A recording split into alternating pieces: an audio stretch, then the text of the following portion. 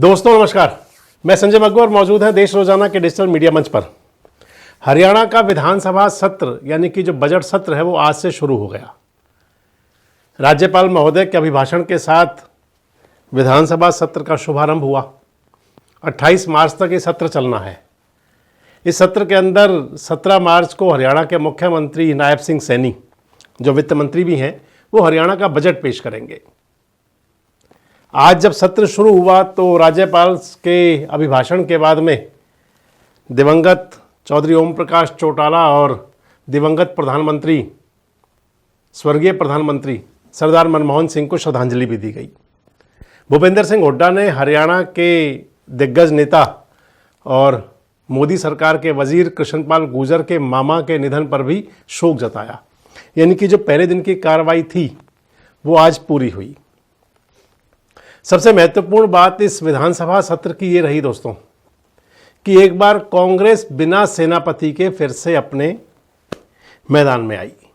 यानी कि जो विधानसभा सत्र के लिए तीसरा सत्र है नायब सिंह सैनी सरकार का, जो 8 अक्टूबर को मतगणना के बाद में हरियाणा में भाजपा पार्ट 3 की सरकार बनी थी। 17 अक्टूबर को नायब सिंह सैनी हरियाणा के मुख्यमंत्री बने थे। मुख्यमंत्री बनने के बाद ये तीसरा सत्र है जिसके अंदर कांग्रेस पार्टी की तरफ से कोई अपने विधायक दल का नेता चयनित ना होने की वजह से विधानसभा विपक्ष के नेता विहीन होकर के रह गई है। विधानसभा में विपक्ष का नेता नहीं है। बड़ी अचरज की बात है, बड़ी हैरत की बात है। हालांकि कह सकते हैं लोग, कांग्रेस के लोग भी कह सकते हैं कि कोई बड़ी बात नहीं है, पहले भी ऐसा होता रहा है। लेकिन जब प्रदेश की जनता ने इतना मजबूत विपक्ष दिया हो, जब प्रदेश की जनता ने कांग्रेस पार्टी के लिए कहा हो कि आप मजबूती से विपक्ष में बैठ करके हमारी बात रखिए। 37 विधायक भारी भरकम विधायक हैं। 37 विधायक कम नहीं होते। 90 सदस्यीय विधानसभा के अंदर 37 विधायक एक बड़ा आंकड़ा है। लेकिन इसके बावजूद भी जो चल रहा है हरियाणा के अंदर, हरियाणा की विधानसभा के अंदर, वो बहुत एक तरह से कहे तो प्रदेश की जनता का जो जमहूरियत ने जो अपना फैसला दिया था उसका भी अपमान है। आखिर क्यों कांग्रेस अपना नेता तय नहीं कर पा रही? और अगर मैं ये कह दूं कि कांग्रेस के लिए विपक्ष के नेता का चयन जो है उसे आप कुछ यूं लगा सकते हैं कि गुत्थी उलझी उलझी सी और उलझन अनसुलझी सी। यानी कि एक ऐसी गुत्थी बन गई है जो बिल्कुल उलझती जा रही है। और विपक्ष के नेता का चयन, सीएलपी लीडर का चयन कांग्रेस के लिए एक ऐसी उलझन बन गई है जो बिल्कुल अनसुलझी पड़ी है, सुलझ नहीं पा रही। कई मीटिंगें हो चुकी।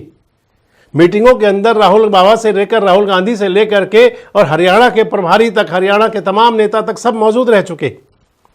अब की बार बड़ी उम्मीद थी कि विधानसभा के अंदर कांग्रेस अपने नेता के नेतृत्व में, क्योंकि सेना है, 37 विधायकों की सेना है, उनका कोई सेनापति नहीं है। और जब सेनापति नहीं होता, जब सेना नायक नहीं होता, तो फिर उस सेना से कोई उम्मीद नहीं की जा सकती। हरियाणा विधानसभा के अंदर 37 विधायक हैं कांग्रेस पार्टी के, मैं आपको कई बार बता रहा हूं।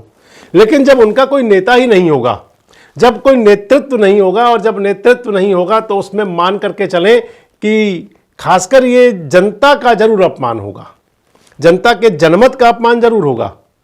मैं आपको बताता चलूं कि लोकतंत्र के अंदर जितना प्रभावी सत्ताधारी पार्टी होती है उतना ही प्रभाव विपक्ष का हुआ करता है। जितनी ताकत सत्ता की होती है उतनी ताकत जनता विपक्ष को भी दिया करती है।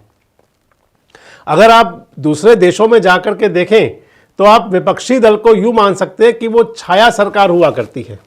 एक तरफ सरकार होती है, चुनी हुई सरकार, जिसके अंदर मुख्यमंत्री, मंत्री, बाकी सभी हुआ करते हैं, तो उनके पैरेलल ही विपक्ष का नेता भी मुख्यमंत्री के सामने एक बड़ी ताकत हुआ करता है। मुख्यमंत्री के सामने अगर विपक्ष का नेता ताकत होता है तो फिर जो उनके सचेतक, उनके उपनेता, ये तमाम जो लोग हुआ करते हैं, चीफ व्हिप, ये भी एक प्रकार से वजीर बन जाया करते हैं। और सरकार का मुकाबला करने के लिए एक मजबूत विपक्ष जब होता है तो फिर प्रदेश की जनता को लगता है कि अगर सरकार कहीं कोई गलती या कमी कर रही होगी तो विपक्षी दल उसका ध्यान रखेंगे। लेकिन जब विपक्षी दलों का कोई नेता ही नहीं होगा, जब विपक्षी दल ये तक तय नहीं कर पा रहे होंगे कि आखिर किसके नेतृत्व में बात करनी है, हालांकि कांग्रेस विधायक दल के अंदर भूपेंद्र सिंह हुड्डा जी के समर्थकों की संख्या बहुत बड़ी है। कांग्रेस विधायक दल के अंदर जो भूपेंद्र सिंह हुड्डा के समर्थक जो विधायक हैं वो 37 में से 30 के आसपास हैं।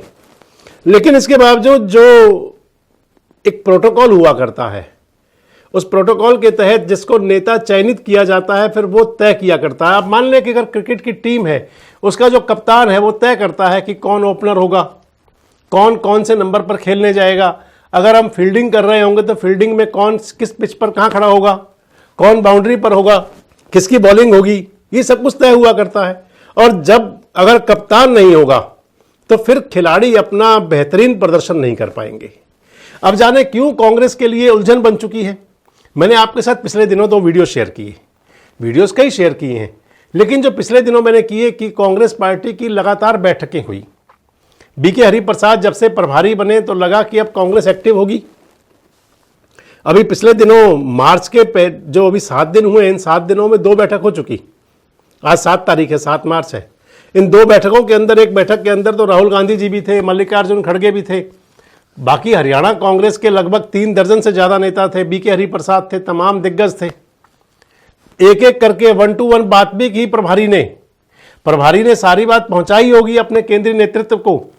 हरियाणा का जो विधायक दल है अपनी बैठक करके एक लाइन का प्रस्ताव पारित करके दे चुका है कि जिसको आप नेता चुन देंगे हमें मंजूर है। लेकिन इसके बाद जाने कौन सी ऐसी उलझन है कांग्रेस आला कमान के पास जो सुलझ नहीं पा रही। ऐसी कौन सी व्याधा है, ऐसी कौन सी परेशानी है, ऐसी कौन सी समस्या है जिसको वो सुलझा नहीं पा रहे। और मैं कह दूं कि इसी के चलते कई बार कांग्रेस पार्टी जो है वो हंसी का पात्र बन रही है। कांग्रेस के अंदर कई बार जनता के बीच कहा जाता है कि अपने फैसले नहीं ले पाते। कांग्रेस के तमाम नेता, आप चाहे कुमारी सैलजा को लें, चाहे वीरेंद्र सिंह डूमर खां को लें, चाहे रणदीप सुरजेवाला को लें, दबी जुबान में कहते रहे हैं और तमाम नेता भी कहते रहे हैं कि संगठन ना होना हमारी बड़ी परेशानी है, फैसले ना हो पाना बड़ी समस्या है, संगठन है नहीं। विधानसभा के लिए जनता ने 37 विधायक दे दिए, उनका नेता तय नहीं कर पा रहे। कौन अपनी आवाज़ रखेगा, किसके नेतृत्व में बात की जाएगी, किस प्रकार से सदन के अंदर विपक्ष अपनी भूमिका का निर्वहन करेगा, कुछ भी तय नहीं है। और जब कुछ तय नहीं है तो फिर आखिर जनता से क्या उम्मीद की जा सकती है। जब आप अपने फैसले नहीं कर पाते तो जनता से कितनी उम्मीद कर सकते हैं।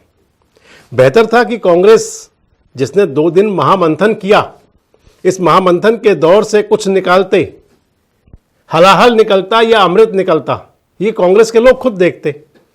कांग्रेस कार्यकर्ताओं के लिए जो नेता सौंपा जाता वो उससे खुश होते या नाखुश होते, वो बातें भी अलग थी। लेकिन कम से कम ये तो होता कि एक नेता तय कर दिया, एक नेता चुन दिया, और जिसको नेता चुन दिया उसके नेतृत्व में सारी बात होगी, सभी को मानना होगा जिनको नेता चुन दिया। लेकिन कांग्रेस आला कमान ही फैसला नहीं कर पा रहा। और आज भी जो स्थिति बनी हरियाणा विधानसभा के अंदर, ये ठीक है कि भूपेंद्र सिंह हुड्डा पूर्व के मुख्यमंत्री हैं। भूपेंद्र सिंह हुड्डा कांग्रेस के अंदर बहुत प्रभावशाली हैं। जब भी बात चलती है तो भूपेंद्र सिंह हुड्डा का नाम प्राथमिकता से लिया जाता है, प्राथमिकता से आता है। लेकिन जब तक विधिवत रूप से किसी को भी नेता नहीं चुना जाता, चाहे वो भूपेंद्र सिंह हुड्डा हो या फिर कोई और हो, तब तक वो स्थान तो खाली रहता है जिसको कहा जा सकता है कि विधानसभा में विपक्ष के नेता जो तय कर देते हैं कि हमारी तरफ से कौन कौन कब क्या बोलेगा, कौन जब सवाल करेगा, कौन जवाब देगा, किसकी साइड से क्या जवाबदेही होगी। आखिर क्यों नहीं कर पा रही कांग्रेस? कारण क्या है? कितने मंथन और करेंगे? अभी क्या लगता है कि कांग्रेस की ये विधायक दल के नेता की गुत्थी जो ये बजट सत्र चल रहा है इसी में सुलझ जाएगी, और या फिर अभी और कोई इंतजार करना पड़ेगा? सबसे महत्वपूर्ण बात कि आखिर कांग्रेस को फैसला लेने में समस्या कहां आ रही है? क्या कांग्रेस के स्थानीय छत्रप उसकी परेशानी का कारण है, और या फिर नेतृत्व किंकर्तव्य विमूढ़ हो चुका है? कमेंट बॉक्स में जरूर बताएं। जुड़े रहे हमारे साथ, देखते रहें देश रोजाना।